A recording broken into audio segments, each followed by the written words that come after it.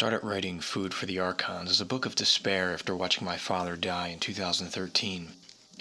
During his transition, I experienced a series of paranormal and psychic events that left me feeling that I had either gone completely crazy or fell into humanity's darkest secret. I spent the next 5 years conducting extensive research, and I quickly learned that what I had experienced was real. My journey brought me to an understanding that showed me that despite the terrifying reality of an unseen predator, we as humans have a forgotten power. Just knowing this brings us tremendous hope in what once seemed a dark reality. I wrote this book for me in hopes of gaining a better understanding of our reality and relationship to it. But my hope is that you will find as much value in reading it as I did in writing it. I Am Human, Food for the Archons, humanity's psychic connections, simulated realities, parallel worlds, and the manipulation of mankind. It's available on Amazon.com and at sixsensemedia.net and wherever books are sold. I'm Dennis Nappi II, reminding you to let your intuition be your guide. Thank you. Let me tell you why you're here. You're here because you know something. What you know you can't explain, but you feel it. You felt it your entire life. That there's something wrong in the world. You don't know what it is, but it's there. Reiki, psychic abilities, intuition, mental health, creativity, and even a little bit of fiction. What do they all have in common? We're going to talk about that on this episode of the Seeker Podcast. Dennis Nappi II. Hello, my friends. It has been some time since I've been able to get on the air. I feel like these shows are going further and further apart here between each episode. I promise you it's not on purpose. My intent is actually the opposite, to have some things planned out. Life, as you know, has just been a bit challenging for me. My last conversation with all of you was regarding my mental health. I want to give an update on how things have been progressing through that journey with some of the medication that I've been taking and how it's impacted me and my own intuitive and psychic practices here. In addition, I'm going to talk a little bit about Reiki and my Reiki practice. Part of this will be a bit of a plug or a commercial because I'm launching some services and some training in the near future. So just want to be fully transparent about that. Some of this will be talking about opportunities to connect with me for some Reiki treatment sessions and training and beyond, which I'm very excited about. But the bulk of it, I just want to talk about some experiences that I've been having, some things that are on my mind really that I've been dealing with. Mental health, it's up and down, but it's a lot better than it was the beginning of the summer. It's a lot better than it was the last time I spoke with all of you. The medication I'm on overall, it's made a difference. It's made an impact in my life. I was terrified that by going on meds and altering how my brain operates, that I was going to lose my ability to remote view, my ability to do Reiki, my ability to meditate, be intuitive, and really my connection as an empath. Being an empath is a burden and a curse. It's a burden, a curse, but also a gift. Excuse me, I'm saying the same thing. And for a short amount of time, I really wasn't feeling anything, which was a nice break for me because the feelings got to be too intense. And that seems to be a running theme in my life that I'll talk about in a moment here. But I was on this new medication. It had been a couple of weeks, and I was like, man, I really can't connect to people. I can't feel the way I used to. And that's the equivalent, I think, of for me losing my sense of touch or my sense of smell. I rely on my intuition, particularly my ability to perceive emotions in everything that I do. And I wasn't really feeling that connection, and I was thinking about it. And I was with a friend one day, and they were going through something, and they were really in their feelings. And I'm sitting there, just having a conversation. I'm calm, I'm relaxed. And literally, the only way I can describe it is like a rolling tidal wave. This wave of energy. I felt it roll across the room, and it hit me hard. And as soon as it hit me, immediately I went from like just listening and offering some guidance to being like stern and aggressive in like, here's what you need to do. Here's how you solve the problem. My face shifted, my energy shifted. I got about 10 seconds into this sudden, aggressive lecture that I was giving, and I went, whoa, this isn't me. I said, that's you. And my friend knows, I'm sensitive and stuff. And they're like, yeah, duh. And I went through that realization of, okay, I'm still obviously able to connect and perceive people's emotions, but the experience was very intense for me. It was rewarding in the fact that, like, okay, I can still have this ability. And it was really neat that this experience, just the way the energy washed in. I normally I walk in a room and I just start getting impressions and feelings, and it's so gradual I don't realize it. All I can say is this. I mean, it hit me like a truck. Like I just felt it come across the room and just smack me. So that was a really neat experience. But it also brings me to, I think, one of the greatest challenges I have in my life is taking on the emotions of others. And I have a video out here in the YouTube world floating around somewhere. I did a meditation where I was saying, I release you. And that was very helpful for me. But really just regularly taking things on sometimes to the point where I think where I'm at right now is you lose sense of yourself. What do I need? What do I want? Who am I? um, because there's so many demands that are put on me, not just as a father of three, but as an administrator at a school. I work very closely with special needs children, children with behavior challenges, and again, emotional staff. I've talked about this multiple times, but I'm still feeling that. I'm still navigating that, and I want to talk about the insights in a few moments here that my meditations have been giving me. Um, I guess around last I've been meditating for a very long time. And it was, a few years before I realized, like, okay, I can do this and get something out of it. And I guess I'd say I started meditating regularly, meaning every single morning when I wake up, I do yoga and then I meditate. That's been pretty consistent for at least 5 years now. And for the longest time, for several years, I was doing guided meditations. There was a Tony Robbins priming exercise I used to do in the morning for a while, and that really got me in the mindset and the consistency to build that muscle. And I think if you struggle with meditation, number one, I think yoga is huge because it is a moving meditation and it gives you something to focus on, especially if you have something, like ADD or ADHD, um, or you just sit down and have trouble feeling an experience. Meditation isn't about clearing your mind and making it empty. Sometimes that's the goal, but sometimes it's just observing your thoughts or observing a particular thought or holding a particular thought. And the more you do it, the easier it gets. But I still have days, this past week, I've had a couple of days where I sit down and my mind just races for the 20, 30 minutes that I'm sitting there. So it can be challenging, but I encourage you, um, find something that you feel good doing and stick with it. And I would start with something guided. And over time, consistently, you'll find you can branch out on your own.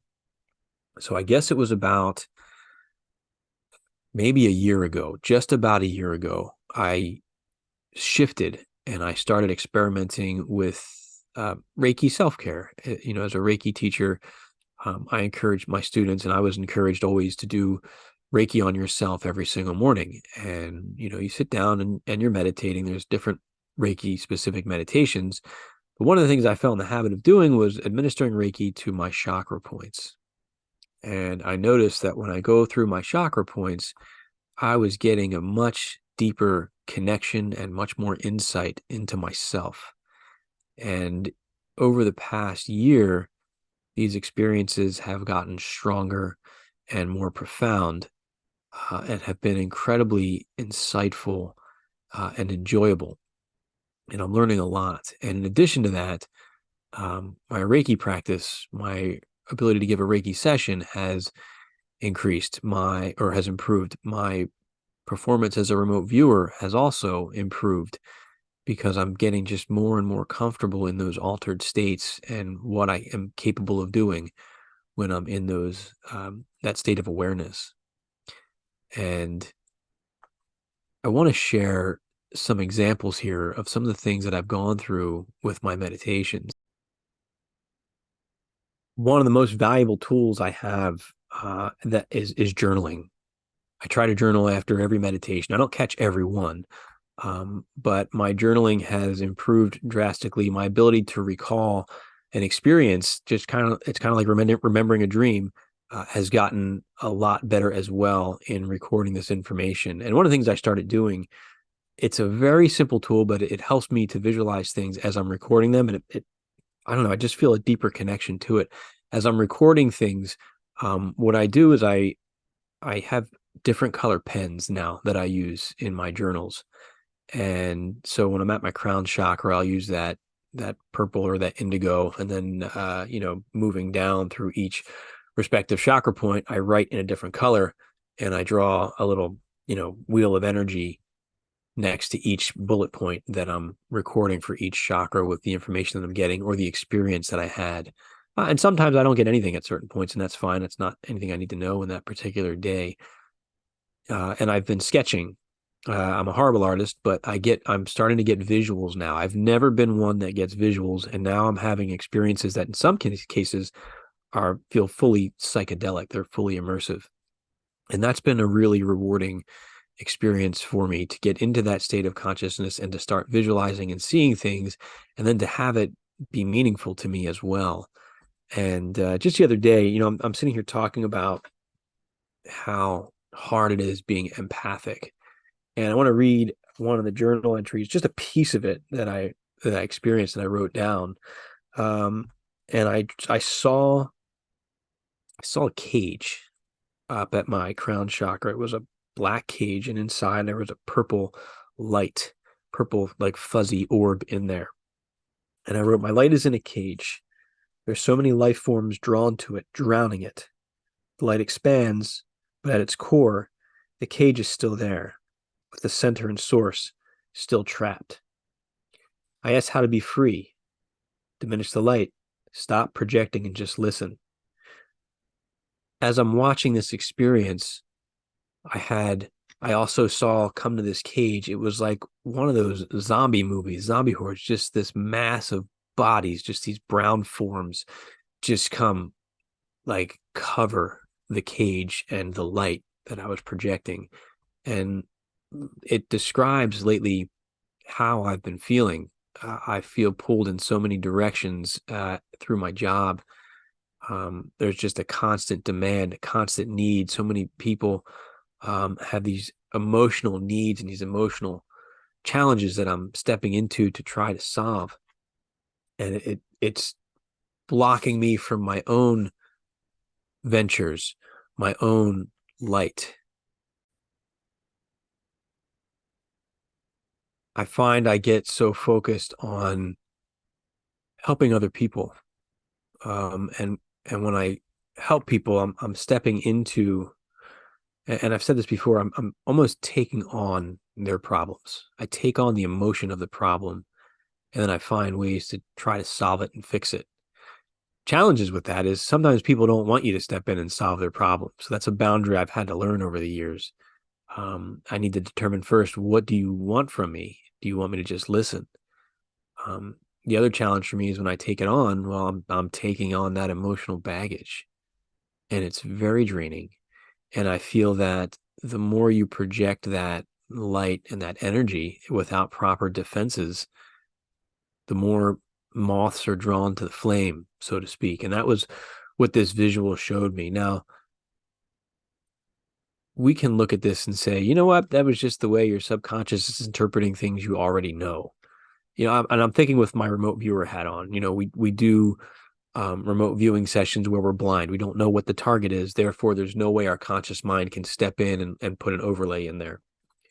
But that's not necessarily what this is. What this is my mind finding a way to interpret a situation that I don't fully understand that's meaningful to me. So I think that what I was shown or what I saw when I'm in this altered state, my light in a cage, I'm trapped. And I do feel trapped, meaning I'm held down or I'm held back or I'm restricted from the things that I want to do because all these people are not using, I'm giving them my energy for whatever it is that they need. And I need to at times withdraw, pull my light back, and use it, hold it within myself and search and find who I am again, what it is that I need, because I lose sight of that, especially lately. I've really been feeling just like I don't know what I what I want to do anymore, because I'm constantly working on someone else's need, someone else's project. And that's hard as a healer, as a teacher, because there's always somebody who needs you. And how do you say no, right? Because everything, especially when you're feeling their emotional state, everything feels heavy, everything feels important, and you don't want to let people down. And you tie that into ADHD, and there's the mental health piece that ties into it, right? What's one of the things that we do? It's people pleasing, because we have this fear of rejection. Tie that into something called RSD, rejection syndrome, or rejection sensitivity disorder, where even the perception of rejection for us is magnified by 1,000%. So all these things that I'm learning about myself tied into my sensitivity to energy and emotions and intuition has created a perfect storm at times for me. And I'm not saying that to all of you to say, hey, don't explore this stuff. I wouldn't trade the things I've learned and experienced for anything, almost anything. I wouldn't, because when I'm doing this kind of work, or when I'm exploring these abilities, I really do feel happy. I really do feel proud. And I'm able to help people with it. I'm able to entertain people with it at times when I talk about my work here on YouTube, and that fills me with a little bit of pride. My ego comes in a little bit, but I just enjoy doing it. I enjoy writing about it. I get so many ideas um, for stories and for books and things that I'm writing, which I'm working on all the time. My challenge is just getting it into production once it's done. So the insights that I've gained from all of this far outweigh the hardships, but the hardships, when they're hard, they're really hard for me. So a constant thing I'm working on is trying to find that balance.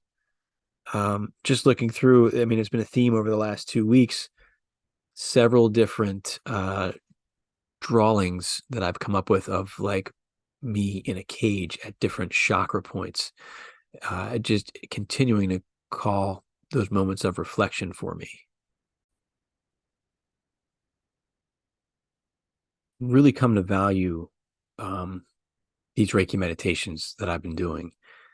And I had an experience just the other day, just yesterday. Today's November 20th. It's on the 19th.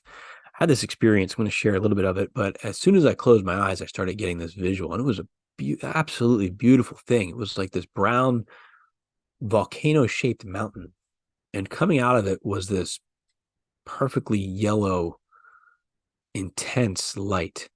Have you ever seen those search beams that they have for events and things? It was like that, but 1,000% more intense. Didn't hurt to look at because it was all focused skyward. And the light was so thick, it had mass. Like you touched it and you could feel the energy coming from it. And there were several forms, I'll say forms, life forms, that were drawn to it, and all having a variety of different encounters with this light that was shooting skyward. And I approached it and I realized a few things. Number one, that the experience is what you make of it. If I was afraid of this experience, then I was about to step into something very dark. If I wasn't afraid, then I was about to have a totally different learning experience, either experience I would learn from. But if I wasn't in a place of fear, which I was not, then the experience would be perceived much differently as something more positive. And I went into this in a I'd say a healthy mental state. And right before I approached the light, I did a scan of my body, and I found out that my heart on that particular day yesterday was what was weighing me down. That's where my heaviness was being trapped. my mind, my crown, my everything felt much clearer. Usually it's the other way around for me, but that which was surprising, it felt clear.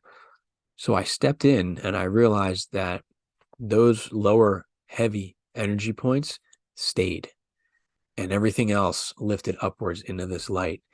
And it was this intense experience of radiation. As I step in, and it was almost like you felt your body melting away as it's just burning you upwards. And again, this wasn't a bad experience, but during that process, I'm going, man, if I could easily become afraid of this, and then this will be a terrible thing. But I wasn't. I held on to that. Like, this is an experience I'm having. I'm going to learn something. And I just feel myself shooting upwards as layers of myself are really melting away. And all of a sudden, I'm up and I'm floating. And I look down and I see that energy of light shooting off the earth, and I'm above the earth. And I see other beams of light around the planet. And I say bodies, not in a lifeless dead way, but other forms shooting up as well. And I'm just looking down below now. And all of a sudden I get sucked backwards deeper into space. And now I'm out in the middle of nowhere. And my first thought was, well,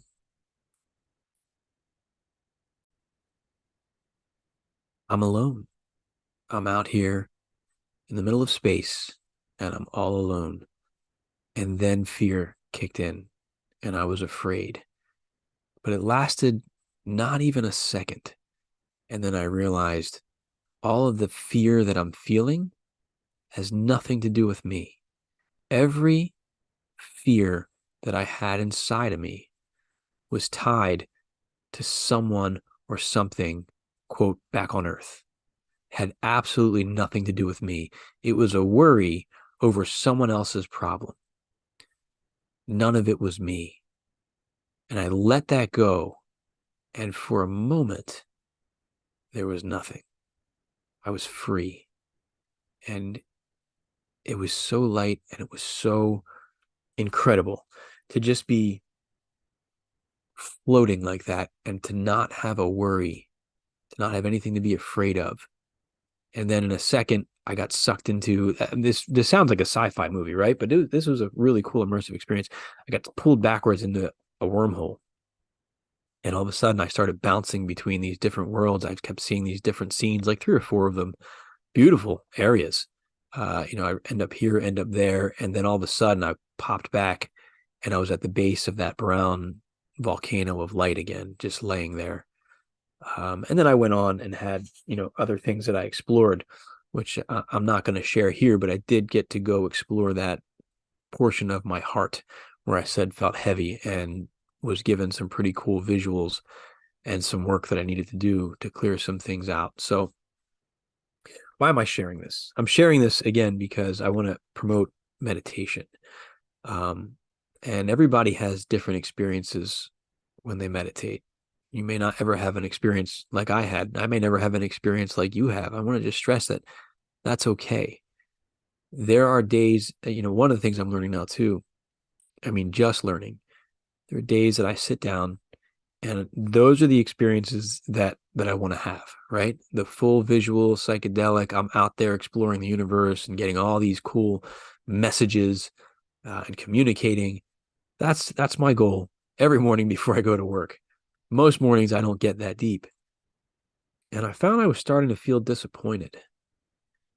And I had to take a step back and I realized that not every experience needs to be fantastic and mystical.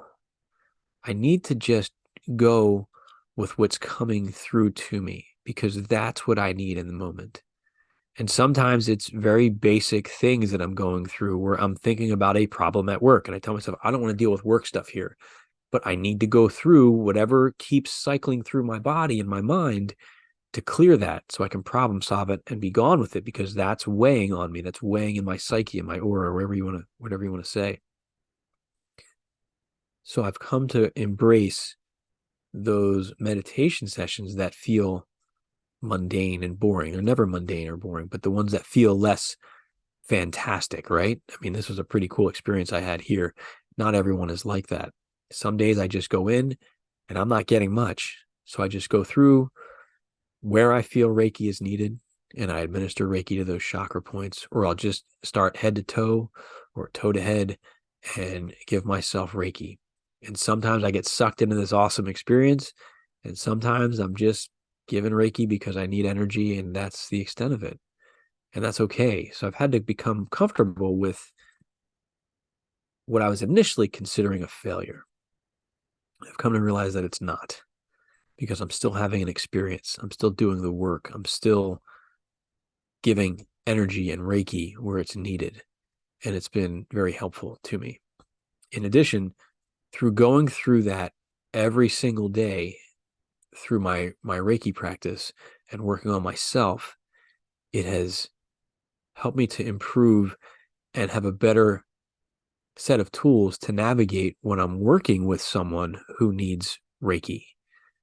I've developed a system now where I can do remote Reiki, which is we can be on a Zoom or we cannot be on a Zoom. And I just tell you, hey, at this time, I'm going to work a session and I'm going to administer some healing and end up gathering some information as well. And here's where it gets really cool is I have a little handout that I use to record as I'm going through this process here. And it's just a drawing of a man.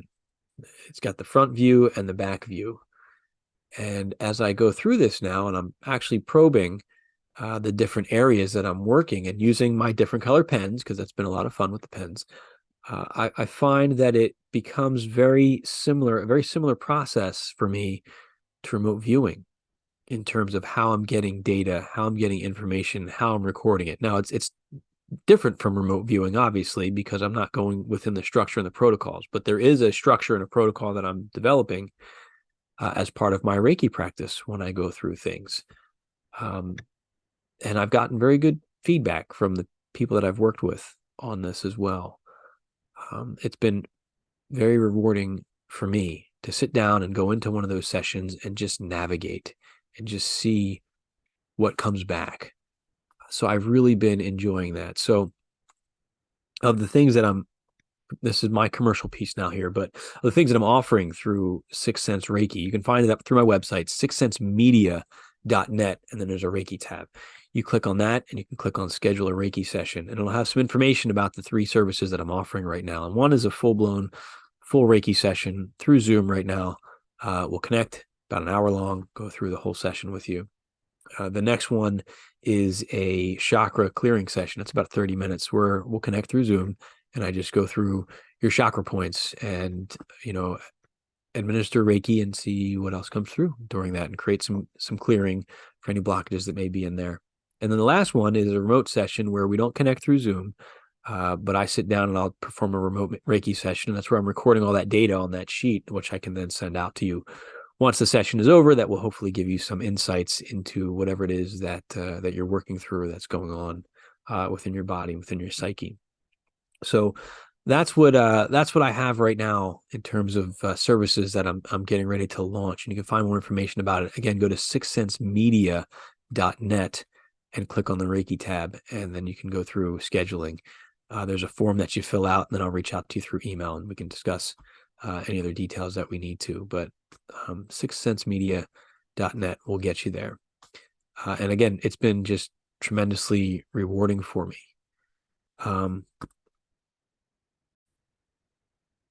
I think one of the benefits of having these 2 disciplines between Reiki and remote viewing and being empathic is the comfortability I have, the foundation that I have now in understanding that I can do a remote Reiki session and at a minimum access information, because in remote viewing, I've learned time and space is not a factor, right? I can send my awareness to any point in time, any point in space, and gather and bring back data that's accurate.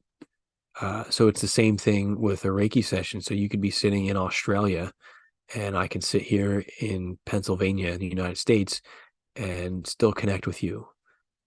So that's been very rewarding for me, seeing the overlap between the 2 intuitive disciplines there. And it's helped me, I think, tremendously as this continues to go. But it's been overall just a tremendous process for me. And it's something I like to share with all of you out there if you're interested, or are looking for some support, please reach out.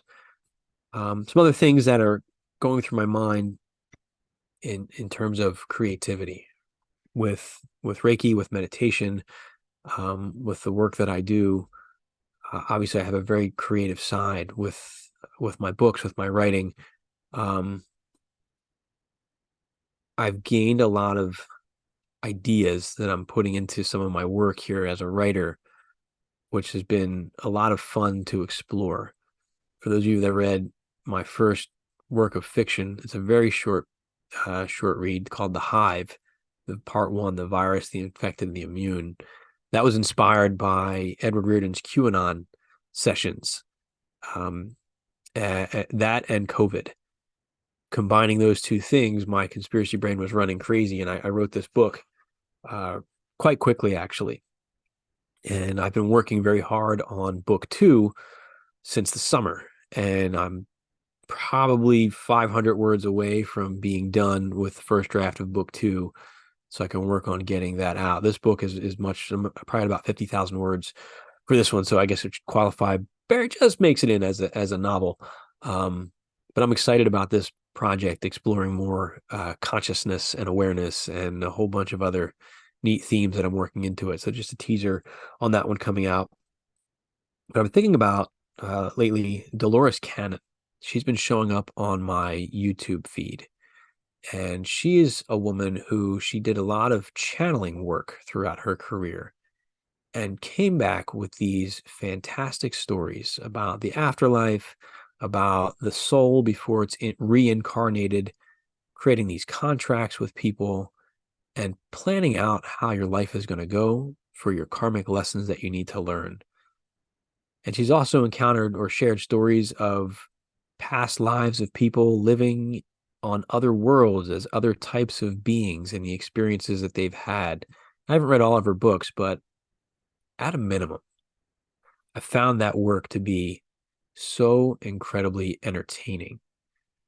But the other piece to that, and this I'm speaking somewhat to the critics out there of this kind of work, because that's my paranoid anxiety mind, always worrying people are going to look at me and be like, that's fake, that's not real.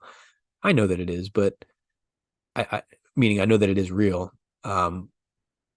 But I always worry about that stuff. But in listening to Dolores Cannon, who tells a fantastic story, fantastic meaning it's out there, much like some of the things I talk about, they're out there. On some levels, does it matter? Does it matter if what she's saying is actual fact? And I don't mean that in the sense that she's being deceptive, because I don't think that she's being deceptive. I believe that she is genuinely reporting on her experience. Now, is that experience coming from a place of truth and actuality, or is it coming from a place of creativity and imagination? Or is it a combination of both or something different? And at the end of the day, right now, how I feel is, does it matter? And why do I say that? Because think back, those of you truth seekers, years ago for many of you, and some of you are just, I'm sure we're all at different points on this path, but think back to those early days, especially when YouTube was starting to get big. And remember getting sucked into a thread and just being enthralled with the topic, whatever it was. UFO abductions, Atlantis, Lemuria was a big one. Flat Earth, something, believe it or not, is something we've all, I'm sure, looked into. I'm not a believer in flat Earth, but I learned a lot by exploring it. And that's my point. What growth happens when you listen to these stories? What happens to your mind? What happens to your awareness? What happens to your own belief in what's possible? And that, I think, is one of the real benefits of some of these stories that come out. It doesn't necessarily, the point may not necessarily be to prove that something exists beyond us on a different planet. Maybe it's just to open your mind to new possibilities, to expand your awareness. Because If I didn't think my mind could access information outside of my five senses, if that was my belief, as many people hold, I wouldn't be able to remote view. I wouldn't be able to do Reiki. I wouldn't be able to do distance Reiki. I wouldn't be able to meditate and experience the things that I experience. And again, as I hinted at earlier, we can make the argument, well, it's probably just your imagination. Again, I don't think that it is, but again, doesn't matter because it's benefiting me. I'm learning from it. I'm growing from it. It benefits other people, the people I help, the people I serve, the people I work with. It's helpful to them.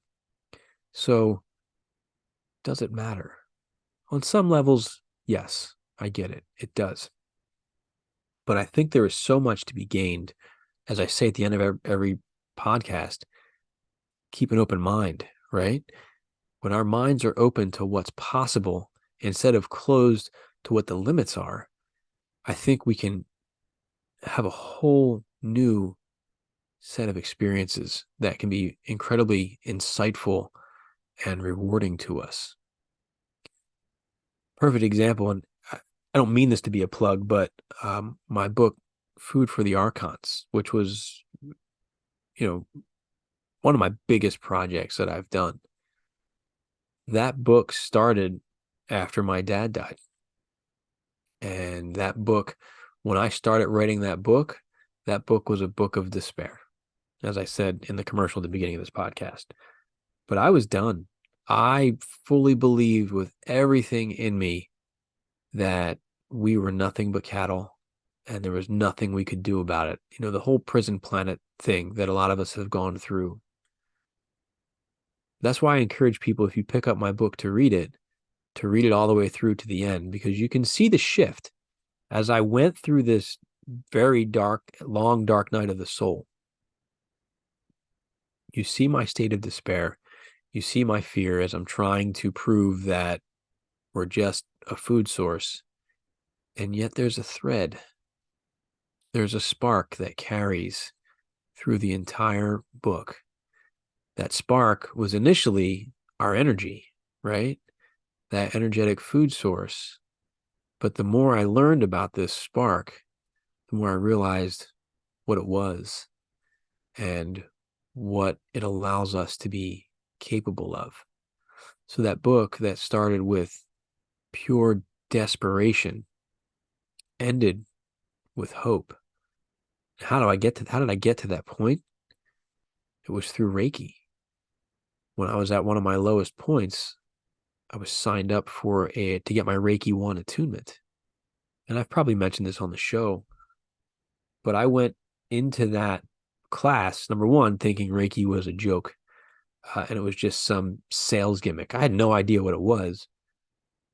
And I left there, I don't want to say changed that day, but with a seed planted that has grown in me ever since, an energetic seed that has grown. And what Reiki did was it gave me hope. And it showed me that, number one, this ability exists in all of us. And number two, it gave me a sense of control. It gave me a sense of focus, where before I was just wild all over the place, had no idea what to do or how to tap into intuition or psychic senses or anything like that. And Reiki was a great starting point for me. It's not, I don't say it's not too intense, because it's not in the beginning. It doesn't have to be. That doesn't mean you don't have intense experiences, but I had control over what I was doing and what was coming in and what I was doing with that information.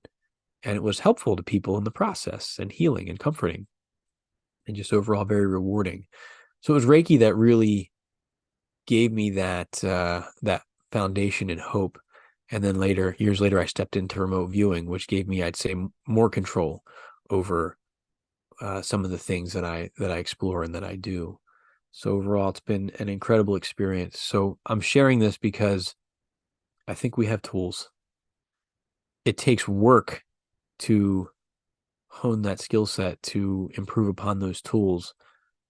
But the alternative is that running blind, responding to fear, being in that state of hopeless despair. And I think there's just so much more out there for us. And I feel that it was important for me to share all of this stuff, really, ranging from my mental health to my being empathic to my Reiki experience and even remote viewing. I think there's a lot we can do. And if you go back and listen to my earlier shows, I was always saying we need to develop this skill set, and we need to develop it now, because I've always believed that we were going into hard times. This isn't a doom and gloom statement, but we're in those hard times right now. Life isn't easy. There's a lot of stress points out there. There's a lot of heavy stuff going on in the world right now. But what's your focus? What are you focused on? And what are you putting out there? What are you projecting to the collective unconscious or subconscious, to the collective energy grid? Is it that state of fear and frustration and anxiety? Or are you taking time to put out that feeling of hope and inspiration and raw creativity? I think that's where our true power lies. And at some point, maybe we'll uncover the truth.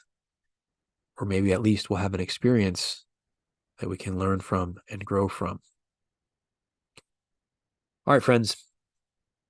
That's I'm going to end this one here. It was wonderful to be able to get on here and connect with you all again. I have another show coming up that I'm going to be talking about exploring the integration of AI with humanity. I know it's a theme that I always talk about on here, but I have some really fun ideas I want to talk about in my next episode here, talking about the AI integration and not just the drawbacks, but the potential benefits of that as well. I think that's something we need to explore with an open mind. I'm not encouraging you to put a microchip in your brain. So let's wait and see till I get into that podcast. Also, I'm doing another podcast for the other company I work for, formerly Crypto Viewing, now the Future Forecasting Group. FutureForecastingGroup.com is the website, and I have some podcasts I've done about 18 of them now, that come out through YouTube, that come out through Twitter, and they're also available through our private site, where I have access to our remote viewers and other guests that have come on from around the world to talk about all things psychic and interesting woo-woo, deep dive, rabbit hole type of stuff. It has been a lot of fun exploring that too. So you can find that at futureforecastinggroup.com. You can find the links on the YouTube channel as well. And I'll have the links in the show description here, so you can check out those podcasts if you're looking for more deep dives with some guests into things of that nature. So please check it out. And of course, if you're interested in Reiki or any of my books or any of my work here, find it at sixthsensemedia.net, sixthsensemedia.net. And then you can click on the Reiki tab, and that'll take you where you need to go. So to all of you out there, again, thank you for continuing to stick with me. This platform has been, I always say, it's been my therapy over the last, 8-10 years that I've been doing this. And it's been very rewarding for me when I'm processing these things, to just have the opportunity in what I feel, despite it being the internet, a safe place to share some of my most personal experiences with all of you out there, and to be so well received. So I do appreciate every single one of you that's listening right now, that has stayed with me to the end of this conversation, and hope to get more out there to you, along with more services and content and things for you to consume and to take in. I'd love to hear your thoughts and feedback. So thank you, my friends. I'm Dennis Nappi II, reminding you to never stop questioning, keep an open mind, and let your intuition be your guide. Thank you. I said, empty your mind. Be formless, shapeless, like water. Now you put water into a cup.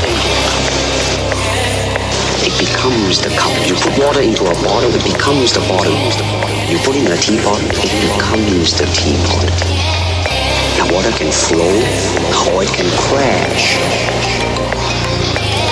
Be water, my friend. Be water, my friend.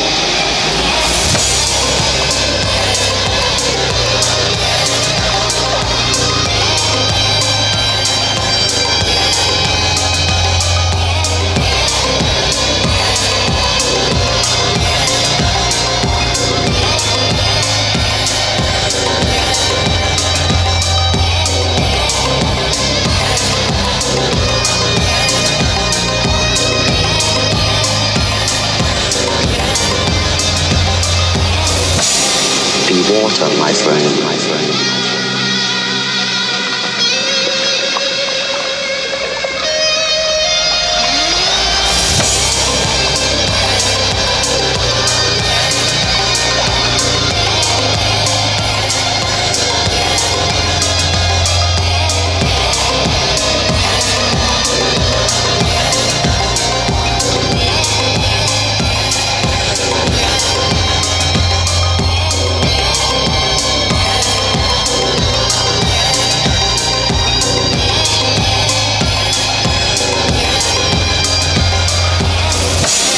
Be water, my friend, my friend.